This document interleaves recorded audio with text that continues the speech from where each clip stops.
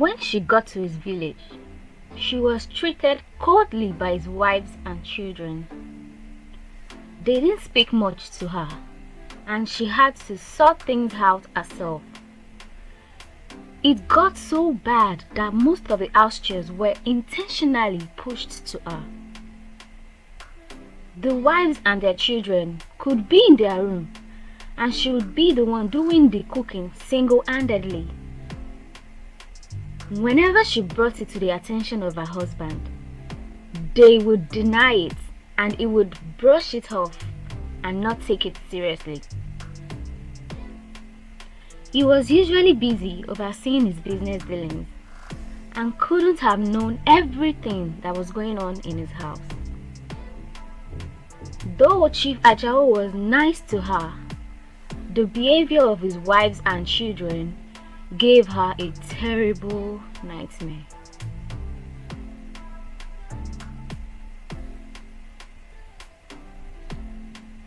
By the second month of the marriage, Morenikeji got pregnant, but she was always tired and pale, and her mother used to send her herbs to use so she could be strong for her delivery.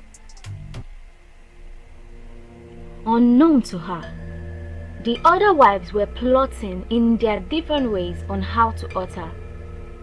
They still didn't like her. She was still looking beautiful, unlike them who were looking old. Arike, the first wife, had 4 children. She had already gotten a poisonous substance from Aro, the famous wicked herb mixer in the village. He had instructed her to put it in her meal during dinner so that it will work by midnight. The plan was for Morenikeji to eat the food, and when it's midnight she would start groaning and eventually lose the pregnancy. She grinned and smiled at her plan.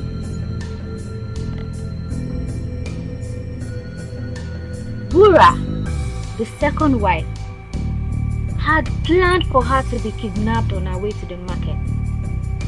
She had already known when Morenikeji would go to the market, the route she takes, and everything. She had informed Madaru the popular task of her routine and how he was going to see her. But luckily for Morenikeji, she slipped, luckily from their plans. On the day Arike poisoned her food, she was having running stomach and had mainly pap, so she won't be on an empty stomach. She was so tired that she couldn't even do much. On the table where she placed the food, the baby goats in the compound had stubbornly gone there to eat the food. She was quite pissed and lashed the goats, but it still went back to finish it.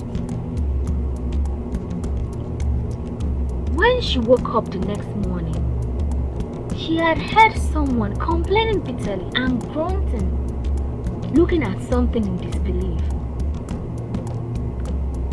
It was Arike and Wura talking about who had killed their goats. They said the goat was completely fine when they saw it the previous day and laid heavy curses on whoever killed it. Meanwhile, Arike was shocked to see Morenikeji that morning. She had not expected to see her ill and ugly. She expected to see her groaning and writhing in pain, at least, and not unable to stand up, experiencing pregnancy complications. She was hungry but acted like everything was fine. Morenikeji, not knowing what really happened, looked at the poor goat in pity and went back to her room.